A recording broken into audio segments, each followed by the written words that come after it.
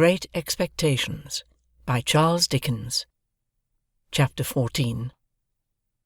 It is a most miserable thing to feel ashamed of home. There may be black ingratitude in the thing, and the punishment may be retributive and well deserved, but that it is a miserable thing, I can testify. Home had never been a very pleasant place to me because of my sister's temper.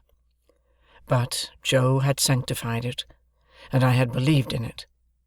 I had believed in the best parlour as a most elegant saloon. I had believed in the front door as a mysterious portal of the temple of state, whose solemn openings was attended with a sacrifice of roast fowls. I had believed in the kitchen as a chaste, though not magnificent apartment. I had believed in the forge as the glowing road to manhood and independence. Within a single year, all this was changed. Now, it was all coarse and common, and I would not have had Miss Havisham and Estella see it on any account. How much of my ungracious condition of mind may have been my own fault, how much Miss Havisham's, how much my sister's, is now of no moment to me or to any one. The change was made in me. The thing was done. Well or ill done, excusably or inexcusably, it was done. Once it had seemed to me that when I should at last roll up my shirt-sleeves and go into the forge, Joe's apprentice, I should be distinguished and happy. Now the reality was in my hold. I only felt that I was dusty with the dust of small coal, and that I had a weight upon my daily remembrance to which the anvil was a feather. There have been occasions in my later life, I suppose, as in most lives, when I have felt for a time as if a thick curtain had fallen on all its interest and romance, to shut me out from anything save dull endurance any more. Never has that curtain dropped so heavy and blank as when my way in life lay stretched out straight before me through the newly entered road of apprenticeship to Joe.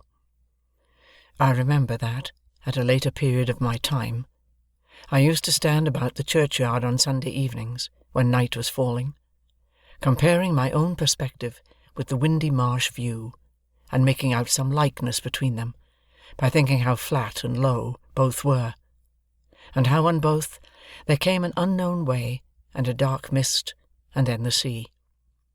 I was quite as dejected on the first working day of my apprenticeship as in that after time, but I am glad to know that I never breathed a murmur to Joe while my indentures lasted. It is about the only thing I am glad to know of myself in that connection. For, though it includes what I proceed to add, all the merit of what I proceed to add was Joe's. It was not because I was faithful, but because Joe was faithful, that I never ran away and went for a soldier or a sailor. It was not because I had a strong sense of the virtue of industry, but because Joe had a strong sense of the virtue of industry, that I worked with tolerable zeal against the grain. It is not possible to know how far the influence of any amiable, honest-hearted, duty-going man flies out into the world, but it is very possible to know how it has touched oneself in going by.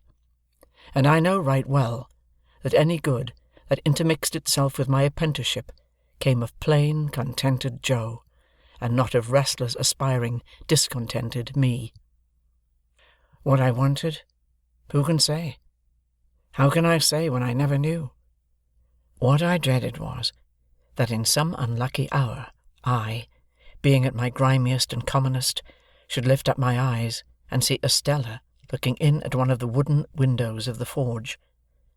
I was haunted by the fear that she would, sooner or later, find me out, with a black face and hands, doing the coarsest part of my work, and would exult over me and despise me.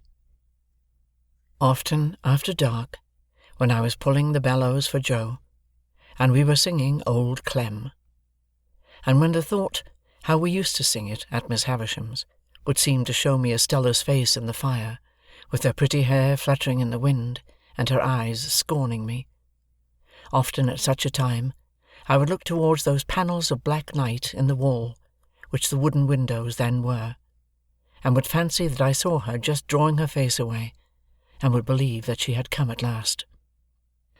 After that, when we went in to supper, the place and the meal would have a more homely look than ever, and I would feel more ashamed of home than ever, in my own ungracious breast.